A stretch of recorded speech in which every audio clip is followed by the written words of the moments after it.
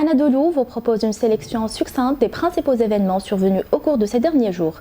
En France, la loi Asile et Immigration a été largement adoptée par l'Assemblée nationale française avec 349 voix favorables et 186 voix contre. Le texte de loi adopté en commission mixte paritaire avait également été plébiscité par le Sénat avec 214 voix pour et 114 voix contre. À l'annonce des résultats, le ministre de l'Intérieur Gérald Darmanin s'est félicité de l'adoption de ce texte qu'il portait depuis plusieurs mois. Darmanin a toutefois reconnu au Sénat que le texte de loi immigration comporte des mesures manifestement contraires à la Constitution. L'adoption de ce texte, qui penche très à droite depuis sa modification par la CNT, plonge l'exécutif dans une impasse alors que l'aile gauche de la majorité n'a en partie pas voté pour. Il n'y a pas de mouvement de fronde ministérielle, affirme Olivier Véran. Le porte-parole du gouvernement français, Olivier Véran, a annoncé la démission du ministre de la Santé, Aurélien Rousseau, dans l'affolée de l'adoption de la loi immigration par les deux chambres du Parlement, démentant toutefois tout mouvement de fronde ministérielle.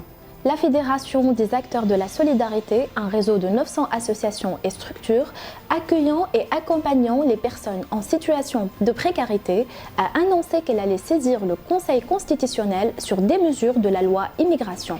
Conflit israélo-palestinien, la ministre française des Affaires étrangères Catherine Colonna a annoncé lors de sa visite au Liban des sanctions contre les colons israéliens extrémistes en Cisjordanie occupée. Paris réaffirme son soutien à Israël malgré la mort d'un agent de la diplomatie française. La France a réaffirmé son soutien à Israël malgré la mort de Ahmed Abou Shamla, un agent de la diplomatie française dans la bande de Gaza. Le coordinateur de la France insoumise, Manuel Bompard, a qualifié de scandaleuse la réaction de la France au décès d'un agent du Quai d'Orsay suite à un bombardement israélien à Rafah, dans le sud de l'enclave palestinienne. En Palestine, le mouvement palestinien Fatah a sollicité l'aide de l'Algérie pour unifier les factions palestiniennes en vue de former un gouvernement d'union nationale dans le pays.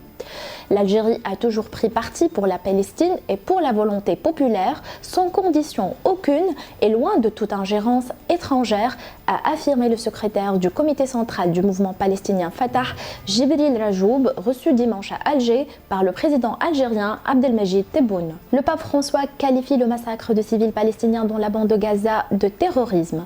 Le massacre de civils palestiniens dans la bande de Gaza, dévastée depuis des semaines par les attaques israéliennes, relève du terrorisme, a affirmé le souverain pontife. Au moins 92 journalistes ont été tués dans les attaques israéliennes sur la bande de Gaza depuis le 7 octobre, a annoncé le bureau des médias du gouvernement de l'enclave. La survie à Gaza est une question de chance, a affirmé Médecins sans frontières.